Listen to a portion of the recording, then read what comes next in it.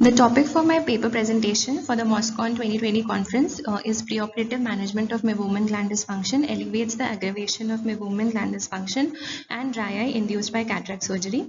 The presenting author is myself, Dr. Pratibha Shukla, and my co-authors are Dr. Sohan Lohia sir and Dr. Aditi Gadegone ma'am. Meibomian gland dysfunction is characterized by obstruction of the meibomian gland terminal ducts or changes in their glandular secretion resulting in changes in tear film stability, inflammation and symptoms of irritation. There is no gold standard treatment for meibomian gland dysfunction but rather a diversity of options. Previous studies reported that patients with obstructive MGD have an abnormal tear film lipid layer thickness which is responsible for tear film instability.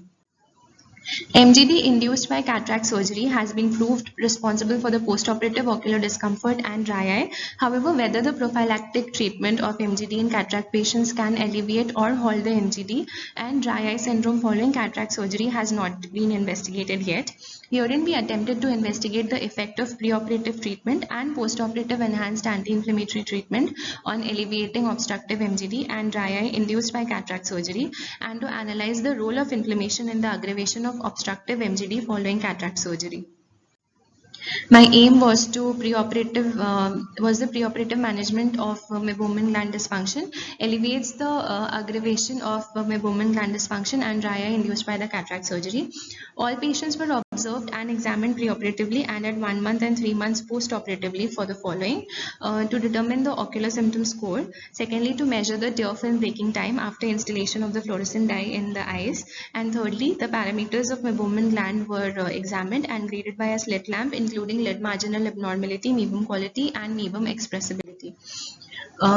The study was conducted at the Department of Ophthalmology, Acharya Vinoba Bhave Hospital, Savangi, and all procedures were performed by a single surgeon.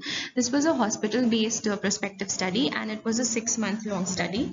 All patients who came for cataract extraction to the IOPD at AVBRH were selected for the study after taking the inclusion and exclusion criteria into consideration. Patients were divided into 2 cohorts randomly and they were blinded and so were the examiners. The inclusion criteria included males and non-pregnant females aged 50 to 70 years with a clinical diagnosis of cataract accompanying moderate obstructive MGD, and the exclusion criteria included staphylococcal or anterior seborrheic blepharitis, seborrheic MGD, mild or severe obstructive MGD undergoing lid management, other comorbid ocular diseases except cataract or systemic diseases with continuous use of topical ocular medications or systemic drugs and histories of ocular or craniofacial surgery. And lastly, patients who already had mild or severe obstructive MGD and worked in high temperature environment or exposed to dust and toxic substances were also excluded. The sample size of my study was 40 patients and they were divided into 2 groups, 20 patients each group. Cohort 1 included patients who were not managed for the MGD preoperatively, and Cohort 2 were the patients who were given anti-inflammatory eye drops, lid massage, oral oxycycline and maintenance of lid hygiene. These are my results in a tabulated form. These data suggest that the management of MGD before cataract surgery may result in better outcomes than these with or without enhanced anti-inflammatory treatment postoperatively. At baseline, there was no statistical difference found of all parameters among the 2 cohorts. After giving preoperative management of cohort 2 should significantly lower score of ocular symptom score and a longer tear film breakup time than cohort 1.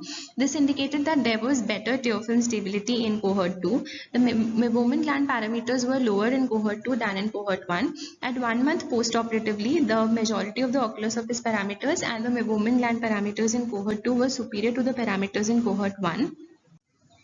At 3 months postoperatively, cohort 2 presented a significantly higher tear film breakup time than cohort 1. Additionally, meibum quality in cohort 2 was significantly better than that in cohort 1.